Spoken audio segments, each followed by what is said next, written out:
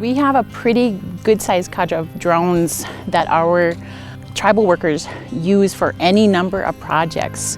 I know that there's been a great deal of mapping done. There's projects that are in regards to land ownership, resource mapping, monitoring, lots of different uses and ways to use them. Right now we're working in partnership with the Tribal Council and the Tribal College in expanding use of drone delivery with a focus on delivering medications. Behind you there's a huge body of water, and it separated this reservation and it drowned a huge chunk of it. By ground it's 140 plus miles over to Twin Buttes, and by air it's like 5 miles. If you go down here and if you're a crow you could get over there in 5 or 10 minutes, but the drone will make this dam impoundment much less of an obstacle for transportation here on the reservation. UND is there to help create solutions, and it's not just UND, right? It's UND, it's the Northern Plains UAS test site, it's Thales, it's Airspace Link. The MHA brings really great skill sets to this problem as well.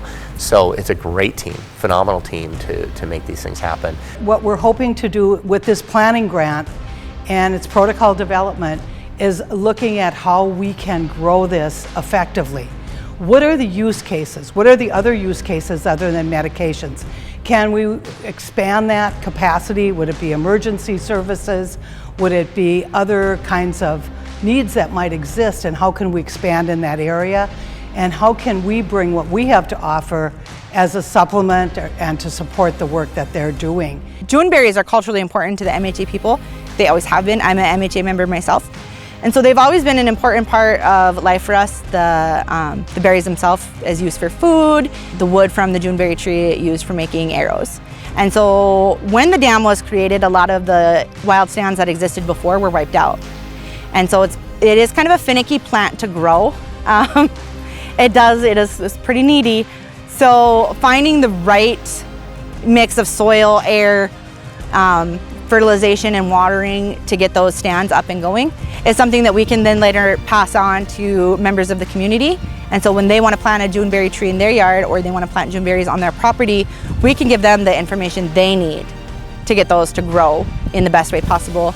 And the drones help us get that and gather that information in a way that's safer and more effective. And so we're not putting students and staff at risk while we're doing that. You have to have the people that know how to do these things, are capable of using these systems, but also you want the people that have the vision to, to drive these processes and like produce new systems. And we really have needs here, right? Because we're the ones that are keenly aware of what our people need. We are the ones on the ground witnessing what's happening with our land changes, with our resource management needs, and we're the ones that need to respond to them. It makes sense in terms of the idea that it should be the tribe, it should be our tribal people that are making the decisions in terms of how we respond to all of that.